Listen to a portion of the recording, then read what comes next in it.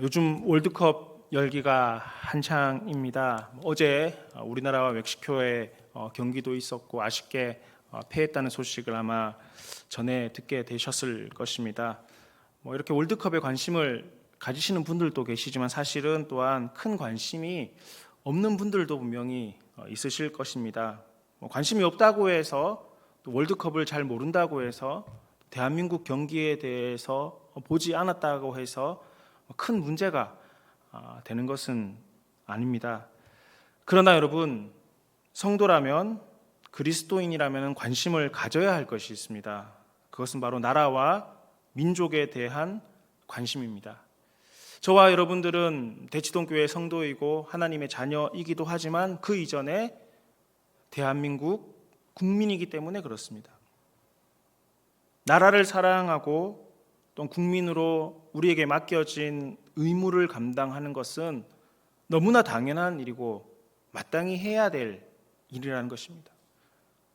복음에는 국경이 없지만 그리스도인에게는 조국이 있다. 나라와 민족을 생각할 때마다 늘 이 문구를 생각합니다. 복음에는 국경이 없기에 주의 복음을 어디든지 전할 수 있고 모든 그리스도인들은 하나님 나라의 한 백성이지만 그리스도인 된 우리에게는, 육신의 우리에게는 조국이 정해져 있다는 것입니다. 더욱이 여기 계신 대부분의 분들은 대한민국 국민이십니다. 대한민국 국민으로서 우리에게 마땅히 맡겨진 일들을 감당하는 것은 모든 그리스도인들에게 주어진 사명입니다. 월드컵은 관심을 가지지 않을 수 있습니다. 몰라도 괜찮습니다. 하지만 대한민국 국민으로서 월드컵에 대해서는 모를 수 있지만 이 나라 이 민족에 대한 관심을 가지고 나라와 민족을 위해서 기도해야 되는 것은 모든 그리스도인 된 저와 여러분들에게 주어진 책무라는 것입니다. 그러나 여러분, 오늘날 들려오는 우리나라 이 대한민국 조국에 대한 정치적 이슈와 사건들의 이야기를 듣고 있노라면 답답한 것이 한두 가지가 아닐 것입니다. 답답하다고 해서, 속상하다고 해서 우리의 국적이 바뀌는 것은 아닙니다. 답답하다고 해서, 속상하다고 해서, 지도자가 마음에 들지 않는다고 해서 나는 대한민국의 관심을 끄고 비난하며 하나님 나라만 사모하며 살아가겠다라는 것은 하나님께서 원하는 일이 아니라는 것입니다. 물론 성도된 우리는 하나님 나라 백성으로 천국에 대한 소망을 가지고 살아갈 수 있습니다. 하지만 하나님 나라 백성으로 천국에 대한 소망만을 가지고 살아간다면 그건 잘못된 것입니다. 왜냐하면 우리는 대한민국 국민이기에 천국에 대한 소망과 확신을 가지고 살아갈 수도 있지만 더불어 이 땅을 위해서 기도하고 이 땅에 대한 관심을 가지고 살아가야 될 의무도 있다는 것입니다. 이러한 고민과 갈등은 로마서를 읽고 있던 당시 로마교회 성도들에게도 있었습니다. 당시 로마는 제국의 중심이었습니다. 세계의 중심이었습니다. 그럼에도 불구하고 이 강대하고 문화적으로 완성된 이 나라는 윤리적으로는 굉장히 문란하고 타락했었습니다. 뿐만 아니라 종교적으로는 다신교를 섬겼습니다. 여러 우상들을 섬기고 있었다는 것입니다. 특별히 황제는 신처럼 군림했습니다. 황제 숭배가 만연했습니다. 황제를 숭배하지 않는다라는 것은 나라에 대한 반기를 드는 것으로 생각하던 때였습니다. 이런 사회적 분위기 가운데 그리스도인들은 많은 손해를 감수해야 했습니다. 일부 지역에서는 이런 그리스도인들에 대한 박해가 있었습니다. 황제를 숭배하지 않는다는 이유로, 다른 종교를 숭배하지 않는다는 이유로 국가 전복 세력으로 의심을 받기도 했었습니다. 그래서 몇몇 그리스도인들은 이러한 현실을 외면하고자 했습니다. 그래서 오직 하나님 나라에 대한 소망만을 가지고 나라를 등한시했고 국가를 외면하였다라는 것입니다. 때로는 극단적인 면들이 일어나 이 나라를 완전히 떠나서 홀로 나라를 외면한 채 살아가는 사람들도 생겨나기 시작했습니다. 이런 상황 가운데 바울은 로마 교회 성도들에게 권면하고 있습니다. 13장 1절 말씀이죠. 권세자들에게 복종하라는 것입니다. 권세를 두려워하지 아니하려느냐? 무슨 말이죠? 두려워해야 된다라는 것입니다. 이 권세에 대한 굴복은 진노 때문에, 그들이 벌을 내기 때문이 아니라 양심을 따라서, 하나님께서 그들에게 주어진 그 양심을 따라서 복종하고 순종해야 된다는 것입니다. 그런 의미도, 조세를 바치는 것도 바로 이런 성도의 양심, 하나님께서 주신 양심에 따라서 조세를 바치고 납세를 해야 된다라고 바울은 로마교회 성도들에게 이야기하고 있는 것입니다. 그러면서 결론적으로 오늘 7절 말씀에서 이렇게 이야기를 하고 있습니다. 우리 함께 같이 읽어보도록 하겠습니다. 모든 자에게 줄 것을 주되 조세를 받는 자에게 조세를 바치고 관세를 받는 자에게 관세를 바치고 두려워할 자를 두려워하며 존경할 자를 존경하라. 바울은 로마교회 성도들에게 결론적으로 이렇게 말씀하고 있는 것입니다. 무슨 말씀입니까? 조세를 바치고 관세를 바치라는 것입니다.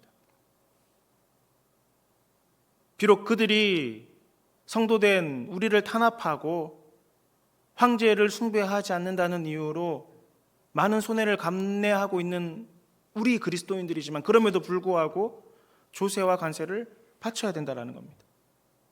두려워할 자, 즉 권세자들을 두려워하고 존경해야 한다는 것입니다. 성경에서 이야기하는 조세를 받는 자, 관세를 받는 자, 두려워할 자, 권세자들은 오늘날로 따지면 나라의 정치인들이요, 위정자들일 것입니다. 좀 더 직설적으로 이야기하자면 여당과 야당의 국회의원들일 것이고, 대통령, 시장, 구의원 이런 분들이 될 것입니다. 그런데 이런 정치인, 정당, 정치의 이야기를 하자면 한도 끝도 없을 것입니다. 사실 이런 정치적인 이야기를 하다 보면은 싸움이 나기 일쑤입니다. 그래서 가능하면 집안에서도 이런 정치 이야기를 하지 않는 것이 불문율이 되었습니다. 자칫 이런 이야기를 잘못하면 싸우고 평생을 등지게 되는 경우도 왕왕 보게 됩니다. 그래서 참 골치가 아픕니다. 그래서 어쩌면 우리는 이런 정치적인 이야기들을 회피하려고 합니다. 뭐 알아서 되겠지. 몰라.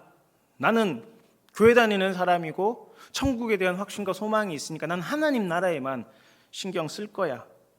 정치 골치 아프다 생각하며 외면하고 있는 것은 아니냐 하는 것입니다. 그렇지만 여러분, 우리가 먼저 알아야 될 것이 있습니다. 우리가 먼저 기억해야 될 것이 있다는 것입니다. 그것은 바로 하나님은 정치적인 분이라는 겁니다.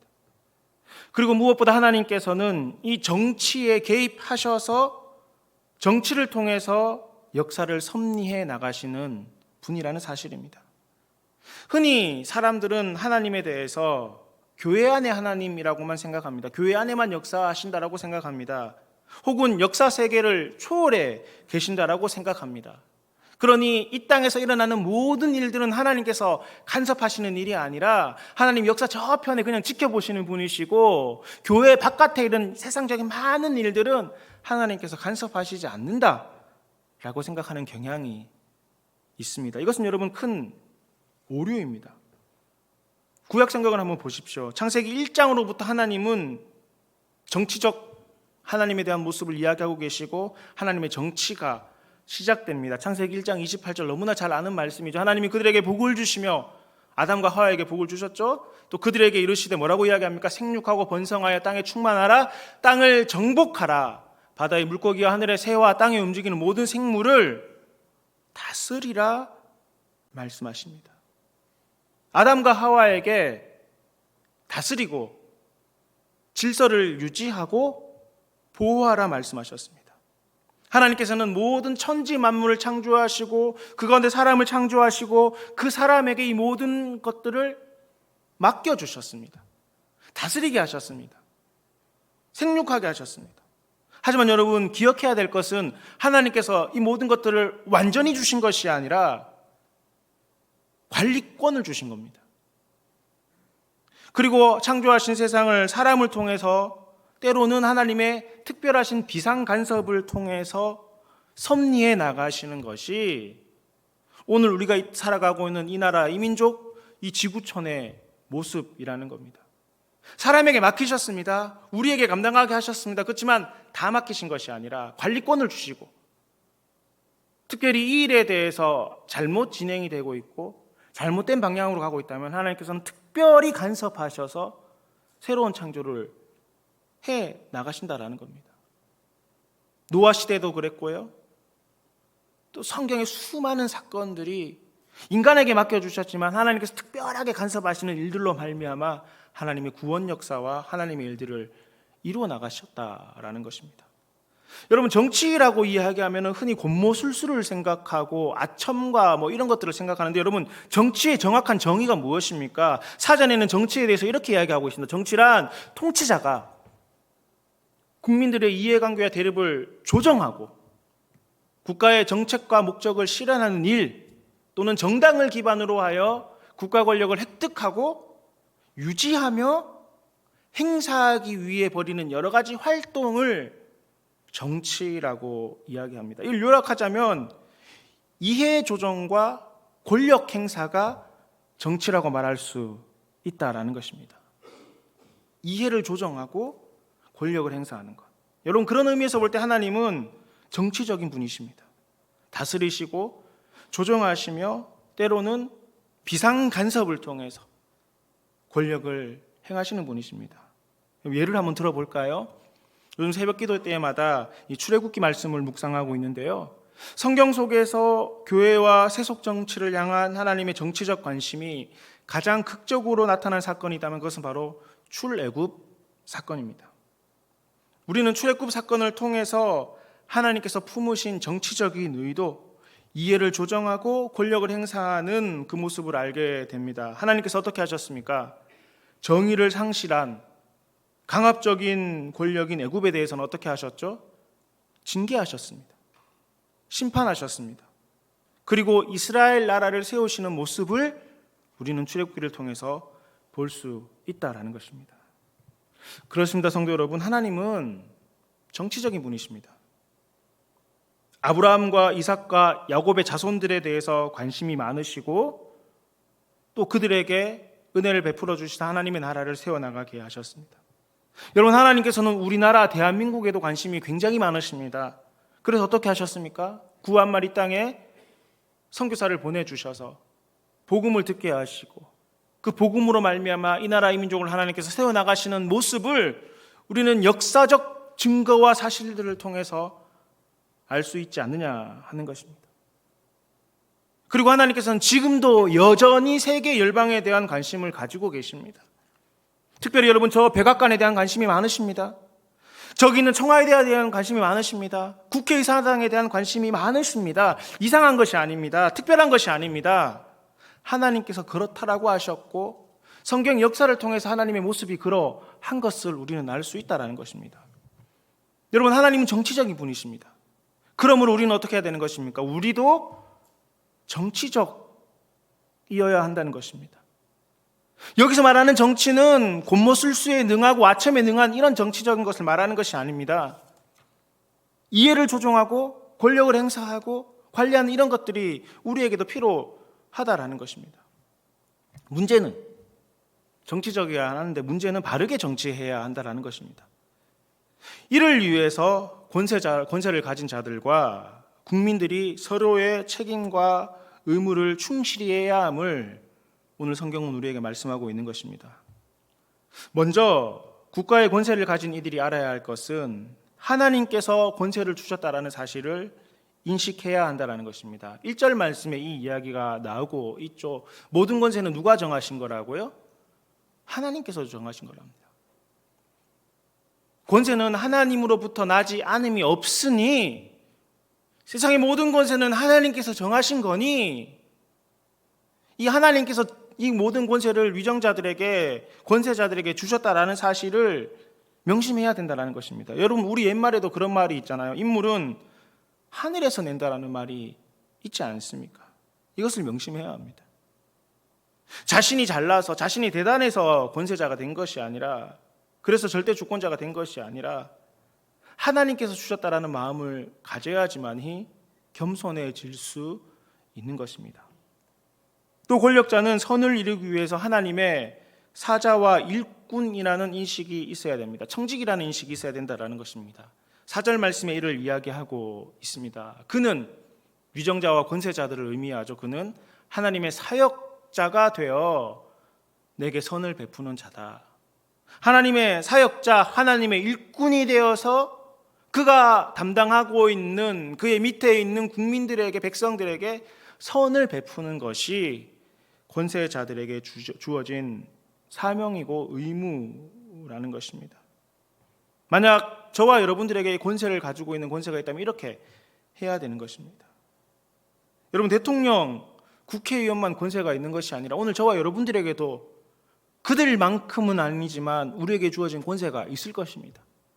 직장 가운데서, 가정 가운데서, 속한 공동체 가운데서, 혹은 교회 안에서 어떤 분들은 리더로, 어떤 분들은 직분을 가지고 세워지셨습니다. 그들이 가져야 될 생각이 뭐라는 거죠? 하나님께서 주셨다라는 이 마음과 난 하나님의 사자와 일꾼으로 선을 베푸는 사람이 되어야 된다라는 마음을 가져야 된다라는 겁니다. 그러므로 하나님께서 주신 권세를 선하게 사용해야 합니다. 질서와 정의를 세우는 일에 힘써야 합니다. 국민의 고통에 귀를 기울여야 합니다. 공평한 사회를 만들기 위해서 힘을 써야 된다는 것입니다. 결코 권세를 지배의 수단으로 삼거나 절대 권력으로 군림해서는 안 된다는 것입니다. 이것이 권세자들에게, 위정자들에게 주어진 하나님의 말씀입니다. 그럼 국민들은 어떻게 해야 될까요? 국민들은 양심에 근거하여서 책임을 다해야 된다. 주님 말씀하십니다. 5절 말씀입니다. 복종하지 아니할 수 없으니 복종을 해야 된다라는 거죠. 진노 때문에 할 것이 아니라, 권세자들이 무서워서, 법의 테두리에서 어떤 법의 심판이 무서워서가 아니라 무엇 때문에 복종해야 된다라는 거죠? 양심을 따라서 복종해야 된다라는 겁니다. 여러분, 하나님의 기준은 법이 아니라 우리 마음에 주신 양심이라고 말씀하고 계십니다. 아시다시피 여러분, 법은 최소한의 기준입니다. 최소한이라는 겁니다. 데드라인입니다. 이 라인을 넘어가면 법을 어기는 것이고, 그렇게 되면 처벌이 따른다는 겁니다. 어떻게든 여기까지는 참아줄 수 있다는 게 법 아니겠습니까? 사회의 질서와 안녕을 위한 최소한의 장치가 법입니다. 그래서 법을 어길 경우에는 처벌이 따르는 것입니다. 그렇지만 여러분, 우리 양심의 법은 이 법의 기준보다 훨씬 높은 것입니다. 예컨대 여러분, 음란한 생각을 한다고 해서 범죄자가 되는 것은 아닙니다. 그렇죠? 저 물건이 탐난다고 해서 가지고 싶다라는 마음을 가진다고 해서 도둑이 되는 것은 아닙니다. 그렇습니까? 그렇습니다. 법의 기준으로 본다면 그런 마음을 가지는 것은 법을 넘어서는 것이 아닙니다. 범죄자가 되는 것이 아닙니다. 하지만 양심의 법, 하나님의 법은 다릅니다. 음란한 마음을 품는 것도 주님께서 뭐라고 말씀하셨죠? 죄라고 말씀하셨습니다. 그 물건을 탐내는 것조차 죄라고 주님 말씀하셨습니다. 법의 기준에 의하면은 아무것도 아닌 것이지만, 양심의 기준에 의하면, 하나님의 법의 기준에 의한다면 그것은 죄가 되는 것입니다. 그러므로 여러분, 우리는 세상의 법을 두려워서 세상의 법을 지켜야 된다 생각하는 것이 아니라 우리 양심의 법을 따라 행해야 되는 것이 국민된 우리의 의무이자 성도의 삶의 모습이 되어야 되는 것입니다. 때로는 세상의 법적으로는 문제가 되지 않는다고 해도 지켜야 되는 것입니다. 이것까지는 법적으로 괜찮네라고 해서 괜찮은 것이 아니라 양심의 법을 따라 움직여야 된다는 것입니다. 때로는 정부가 도덕적이지 못하고 선하지 못해도 정부에 대해서 따라야 된다는 겁니다. 정의의 기준을 놓고 본다면 잘못되었다 말할 수 있겠지만 우리의 양심의 기준에 의해서 하나님께서는 지켜야 된다 말씀하고 있는 것입니다. 때로는 정부가 못마땅하고 위정자가 마음에 들지 않아도 어떻게 해야 된다는 것이죠? 따라야 된다는 겁니다. 하나님께서 권세를 주셨음을 인정하는 것입니다. 정의를 따지고 손익을 따진다면 대항할 수 있고 전복 세력이 될 수 있겠지만 하나님께서는 그걸 원하는 것이 아니라 그럼에도 불구하고 양심의 마음에 의해서 따라가야 된다라고 주님 말씀하고 있는 것입니다. 왜 그런 것입니까? 신앙적 양심의 근거에서 지키고 따르라는 것입니다. 법적인 기준이 아니라 신앙의 양심에 의해서 그렇게 해야 된다는 것입니다. 양심에 근거하여 시민으로서의 의무를 먼저 감당해야 된다는 것입니다. 그래서 하나님께서 세우신 정부의 협조적 양심이어야 하는 것입니다. 물론 여러분, 양심을 따라 필요할 때는 저항을 해야 합니다. 말씀드렸다시피 양심을 따라서 하는 것입니다. 국가기관이 우리로 하여금 하나님을 경배하게 못하게 하거나 정부의 명령이 하나님의 명령과 정면으로 배치될 때는, 여러분 중요한 것은 이겁니다. 법의 기준에 의해서 대항하는 것이 아니라 저항하는 것이 아니라 양심의 기준에 근거하여 저항할 수도 있는 것입니다. 그런 예들이 많이 있죠. 여러분, 양심에 근거하여 이런 일들을 할 때는 어떻습니까? 하나님께 순종함으로 고난을 받아야 될 각오도 해야 되는 것입니다. 그러나 여러분, 이것은 이례적인 상황입니다. 특별한 상황에는 그렇습니다. 가령 일제강점기 신사참배를 거부했던 일들이나 또 독일의 보네퍼 목사님께서 유태인 학살과 독일의 만행에 대해서 한가하는 일처럼 특별한 일들입니다. 하지만 일반적인 상황에서 국민된 오늘 저와 여러분들은 하나님의 양심에 의거해서 나라와 민족을 사랑하고 나라에 하는 일들과 위정자들이 때로는 국가의 정당이 못마땅해도 따라야 된다라는 것입니다. 아울러 여러분, 복종을 다한다라는 것은 의무를 다하는 것입니다. 여러분, 국민에게 주어진 의무가 무엇입니까? 6장과 7절 말씀에는 이렇게 이야기를 하고 있습니다. 공세를 받을 자에게 공세를 바치고 국세를 받을 자에게 국세를 바쳐라 라고 이야기합니다. 우리에게 주어진 의무는 공세와 국세, 이걸 세금이라고 이야기할 수 있겠죠. 납세의 의무는 국민에 마땅한 의무입니다. 근데 어떤 분들은 그런 이야기를 합니다. 내가 수고한 건데 왜 내야 되지? 이거 내 건데, 내가 애써서 모은 건데 왜 나라에서 이만큼 가져가? 내 집 가격이 올랐는데 왜 나라에선 세금을 뜯어가는 거야? 억울하다 이야기합니다. 국가가 내게 해준 것도 없는데 나는 왜 세금을 내어야 되나 말하기도 합니다. 내가 낸 세금으로 말미암아 정치인들이 배불리 먹고 나라에서는 이상한 일만 하고 있는 것 같고 노력하지 않는 사람들이 호의호식하는 것 같아. 근데 내가 왜 이런 세금을 내어야 되나? 한탄하는 사람들을 보기도 합니다. 그러나 여러분, 예수님께서 하신 말씀을 한번 떠올려 보셨으면 좋겠습니다. 자신을 탄압하는 그 로마, 특별히 그 로마의 가이사에 대해서, 그 가이사의 세금을 바치는 것에 대해서 예수님께서 뭐라고 하셨고 어떻게 하셨습니까? 가이사의 것은 가이사에게, 하나님의 것은 하나님께 바치라 말씀하셨습니다. 나는 천국 백성이니까 하나님께 바치면 다 됐고 가이사에게는 안 내도 된다 말씀하시지 않으셨습니다. 국가 권력에 대해서 내가 세금을 다 내었으니 하나님 나라에 대해서는 나는 관심을 꺼도 된다 말씀하시지도 않으셨습니다. 세금을 지불하셨습니다. 또한 세금을 걷는, 그 세금을 걷어서 로마에게 바치는 세리에 대해서 어떻게 하셨습니까? 여러분, 예수님께서는 그들을 친구로 대하셨습니다. 세리의 일 자체를 제약시하지 않았다라는 겁니다. 당시 유대인들은 세리를 죄인으로 취급했고 매국노로 여겼습니다. 그러나 예수님께서는 그들의 친구가 되어주셨습니다. 그들의 집을 찾아갔고 심지어 세리 마태는 예수님의 핵심 멤버로 부르시기까지 하셨습니다. 물론 예수님께서 세리에 대해서 책망하시지 않은 것은 아닙니다. 예수님께서 세리에 대해서 책망하신 이유는 부당한 이득을 거두어 드리는 그 행위 자체에 대해서 책망을 하신 것이지, 세금을 걷는 그 행위에 대해서 예수님께서 책망하신 것이 아닙니다. 세금을 걷는 것에 대해서, 그래서 로마에 바치는 것에 대해서 불법이다, 위법하다 말씀하시지 않으셨고, 다만 법적으로 공인된 세금을 걷는 그 행위 자체에 대해서는 책망하시지 않으셨다라는 것입니다. 사랑하는 성도 여러분, 우리 대한민국은, 우리 조국은, 세계의 열방은 여전히 하나님의 주권과 섭리 가운데 있습니다. 천지를 창조하신 하나님께서는 이 세상의 일에 대해서 관심을 끄지 않으셨습니다. 하나님께서는 여전히 관심을 가지고 계십니다.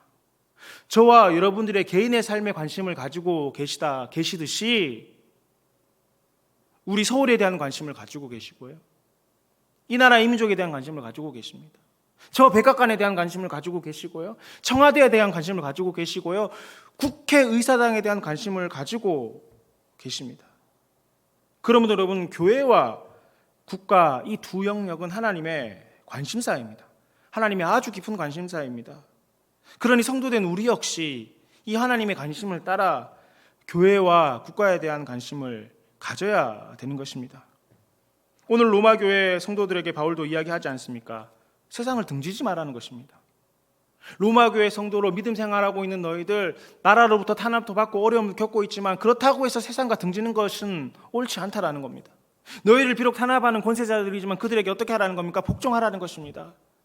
때로는 너희의 세금을 걷어서 너희를 타담하는 데 쓰인다 할지라도 주어진 공세와 국세를 내어라는 것입니다. 세상 권세가 마음에 들지 않는다고 해서 투쟁하고 불복종하라 말씀하시지 않습니다. 권세자들에게 복종하라고 말씀하시고 양심에 따라서, 법의 기준과 정의의 기준이 아니라 하나님께서 주신 그 양심의 기준에 따라서 세금과 의무를 먼저 감당하라, 바울은 로마교회 성도들에게 지금 이야기하고 있는 것입니다.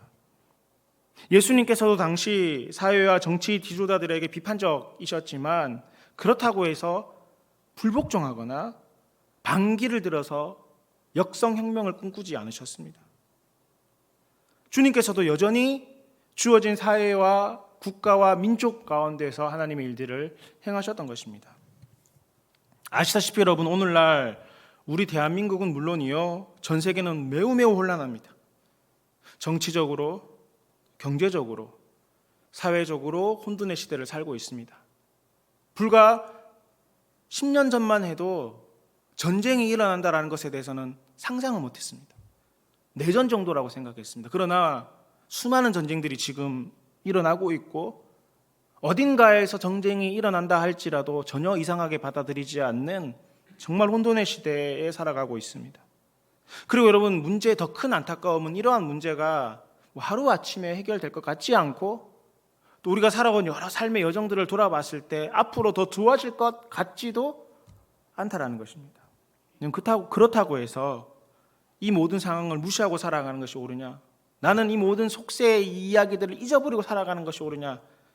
그게 아니라는 겁니다. 왜냐하면 하나님께서는 우리를 하나님 나라 백성으로 택하시기도 하셨지만 또한 이 조국 대한민국의 국민으로 세우셨기 때문에 그렇습니다. 또한 그런 우리를 통해서 하나님 일하십니다. 우리를 이 땅에 보내셨다는 겁니다. 성도 여러분, 우리나라의 희망이 어디에 있다라고 생각하십니까? 우리나라의 희망이 어디에 있죠? 정치권에 우리나라의 희망이 있습니까? 아니면 국민들에게 우리나라의 희망이 있다라고 생각하십니까? 아니면 많은 대기업들이 이 나라의 희망이라고 생각하십니까?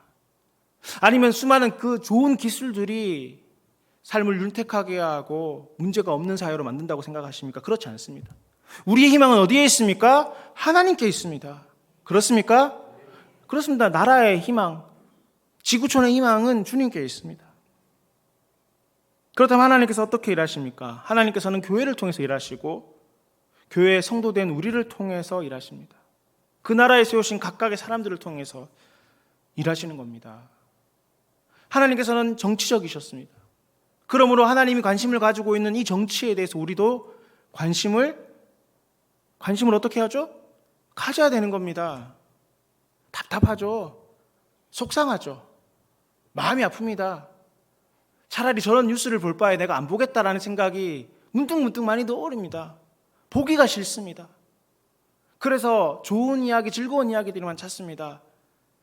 하지만 하나님께서 이 나라 이 민족에 대한 관심을 가지고 있다면 하나님의 백성된 우리도 이 나라 이 민족에 대한 관심을 가지고 지켜봐야 되는 것입니다. 정치에 관심을 가져야 되는 것입니다. 여러분, 성경 보십니까? 보시나요? 잘못 물어본 것 같네요. 성경 보시죠. 성경 보시듯이 뉴스도 보셔야 되는 겁니다. 신문 피면 답답하죠. 답답한 뉴스와 사진들밖에 보이지 않습니다. 때로는 보기 싫은 얼굴들이 이만하게 나오기도 합니다. 그렇다고 덮으시겠습니까? 아니라는 겁니다. 관심을 가져야 된다는 겁니다. 성경에 관심을 가지듯이 오늘날 뉴스와 세계 열방에 대한 소식들에 대한 관심을 가져야 되는 겁니다. 유명한 신학자인 칼 바르트는 그런 이야기를 했습니다. 한 손에는 성경, 한 손에는 신문이라는 이야기를 했습니다. 세상에 대한 관심을 가져야 된다라는 거죠. 뉴스도 보셔야 된다는 겁니다. 뉴스를 보라고 해서 매일 유튜브에 뜨는 그 똑같은 뉴스만 보시냐? 그건 아닌 거죠. 잘못된 거죠. 여러분, 유튜브를 비롯한 그런 플랫폼들은 우리가 좋아할 법한 소식들만 계속 전해주는 겁니다. 그래서 내가 좋아하는 뉴스, 내가 좋아하는 성향의 뉴스들만 보게 되는 겁니다. 그러니까 거기에 잘못된 생각들로 매몰되게 돼서, 그래서 굉장히 극단주의적인 사람들이 오늘날 많이 일어나는 것들을 보잖아요. 극단적으로 치우쳐져 있습니다. 왜냐하면 자기가 좋아하는 뉴스만 보거든요. 그것만 옳은 줄 알거든요. 그러니 여러분, 뉴스를 보시더라도 바르게 보셔야 됩니다. 다양하게 보셔야 됩니다. 다양하게 보고 판단할 수 있어야 되는 겁니다. 목사님, 저는 똑똑하지 않고 많이 배우지 않아서 잘 모르겠는데 나이가 먹으니까 이제는 아니요, 하나님께서 지혜를 주시는 거잖아요. 우리의 지식으로 판단하는 게 아니라 성령 하나님께서 주시는 지혜로 판단하는 겁니다. 그렇지만 당연한 뉴스를 접해야 되겠죠. 그러면서 하나님께서 주시는 지혜를 가지고 판단하는 것이 필요합니다. 바르게 바라보고 성경적 판단을 할 수 있는 영적인 안목을 길러야 됩니다. 잘못된 열심이 얼마나 무서운지 우리가 알지 않습니까? 아시다시피 여러분, 예수님 당시 바리새인들은 열심이 대단했습니다. 대단한 열심을 가졌습니다. 근데 문제가 뭐였죠? 잘못된 열심을 가졌기 때문에 문제가 된 겁니다. 바르게 판단을 못하고 바른 영적인 안목이 없으니까 그 잘못된 판단으로 말미암아 열심이 더해져서 더 큰 잘못들을 행하게 된 것이 바리새인들 아니겠습니까? 그러니 바르게 보셔야 됩니다. 바른 영적인 안목을 가져야 됩니다. 그래서 내가 보고 싶은 뉴스, 내가 듣고 싶은 이야기만 듣는 것이 아니라 많은 이야기들을 듣고 바르게 판단할 수 있도록 성령님께서 지혜를 주시도록 기도하며 세상을 바라보는 시각이 우리에게 필요하다라는 겁니다. 교회에서 예배를 드리시고 봉사를 하십니다. 잘하셨습니다. 훌륭한 일입니다. 하지만 여러분, 하나님께서는 교회를 사랑하시고 교회에 관심을 가지고 있듯이 나라와 민족, 지역 사회에도 관심이 있으십니다. 교회에서 예배 드리시고 교회에서 봉사하시는 것만큼 지역 사회를 위해서 일하시고 참여하시고 도움이 되셔야 합니다. 여러분, 동네에서 무슨 일이 있다라고 하면은 앞장서서 하십시오. 동네에서 어떤 일을 하고 모금을 하신다면 앞장서서 내십시오. 하나님의 일입니다. 교회는 어떤 봉사를 할 때 앞장서서 하시듯이, 교회 어떤 일들을 위해서 봉사를 위해서 앞장서서 나오시듯이 지역 사회를 위해서 하는 일들 가운데 앞장서야 됩니다. 왜 그렇습니까? 하나님께서는 교회에 대해서도 관심이 있으시지만 나라에 대해서도 관심이 있습니다. 지역 사회에 대해서도 관심이 많으십니다. 우리끼리 모여서 잘하는 것도 중요하죠. 하지만 우리끼리 잘하는 것보다 어쩌면 더 중요한 것은 믿지 않는 그들 가운데 가서 하나님의 선한 영향력을 나타내는 것이 더 중요할 수도 있는 것입니다. 정치는 비겁하고 정치인들은 다 똑같다고 한탄하지 말고 그들이 국민을 두려워하고 하나님을 두려워할 수 있도록 보여줘야 합니다. 투표를 통해서 혹은 여론을 통해서 혹은 우리가 할 수 있는 것들로 말미암아 우리 국민들이 우매하지 않구나라는 생각들을 그들이 하게 해야 되는 겁니다. 지켜보고 있구나 하는 생각을 그들이 감당하게 해야 되는 것입니다. 그들도 사람이기에 주어진 권력에 흔들릴 수 있고 마음이 쉽게 무너질 수 있는 것입니다. 아무리 초심은 그렇지 않다 할지라도 그 권력의 자리가 그렇게 될 수 있는 것입니다. 그들을 견제하기 위해서 눈을 똑바로 뜨고 지켜보고 때로는 쓴소리도 할 필요가 있는 것입니다. 세금을 내면 바보라고 합니다. 하지만 세금을 내면 또 어떤 사람들은 내가 손해본다라고 생각합니다. 하지만 여러분, 합당한 세금 내셔야 되는 겁니다. 여러분, 부자 되십시오. 더 많이 버십시오. 부자 안 되시고 싶으신 생각이세요? 여러분, 돈 많이 버십시오. 부자 되십시오. 부자는 나쁜 것이 아니지 않습니까? 성경에 많은 부자들이 나옵니다. 부자 되시고 돈 많이 버셔서 세금도 많이 내십시오. 더 많이 내십시오. 할 수만 있다면 더 많이 내셔서 약자를 도우실 수 있기를 원합니다.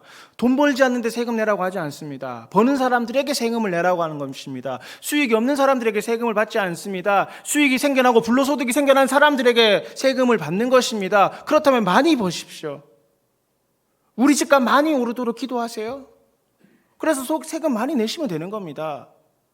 내 집값이 오르는 것은 괜찮고 세금을 많이 내는 것은 억울하다 생각하시면 안 된다라는 겁니다. 내야 된다라는 겁니다. 내는 것이 합당하다라는 겁니다. 왜냐하면 우리는 하나님 나라 백성이기도 하지만 대한민국 국민이기 때문에 그렇습니다. 여러분, 우리는 거룩한 이중국적자입니다. 비록 우리에게 주어진 여권은 대한민국 여권밖에 없다 할지라도 오늘 저와 여러분들에게는 하나님의 나라 백성된 국적이 우리에게 있지 않습니까? 하나님 나라를 위해서도 열심히 일을 해야 되지만 이 조국, 내 나라, 내게 주어진 이 민족을 위해서 일하는 것이 지극히 마땅한 것인 줄 알고 수고하고 노력하고 의무를 감당할 수 있는 저와 여러분 모두가 되실 수 있기를 간절히 원합니다.